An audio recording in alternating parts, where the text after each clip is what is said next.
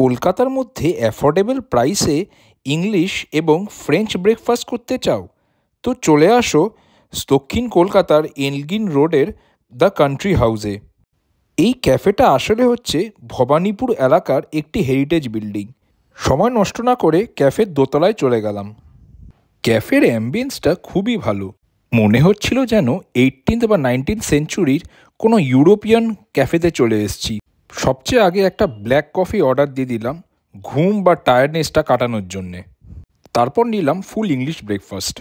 English ব্রেকফাস্টে ছিল 2টো chicken সালামি, 2টো চিকেন সসেজ, একটা আলু টিক্কি, 2টো ডিমের পোচ, একটা রোস্টেড টমেটো আর ব্রেড বাটার।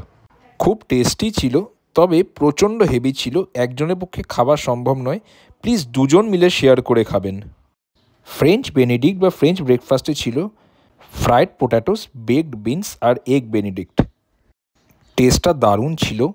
ইংলিশ ব্রেকফাস্টের মতো হেভি না হলেও আমি রিকমেন্ড করব যে আইটেমটা দুজন মিলে ট্রাই করবেন। ইংলিশ বা ফ্রেঞ্চ ব্রেকফাস্ট অনেক জায়গায় পাওয়া যায়, কিন্তু এরকম অ্যাফোর্ডেবল প্রাইসের মধ্যে এত ভালো কোয়ালিটির ইংলিশ এবং ফ্রেঞ্চ ব্রেকফাস্ট সত্যি পাওয়া যায় না।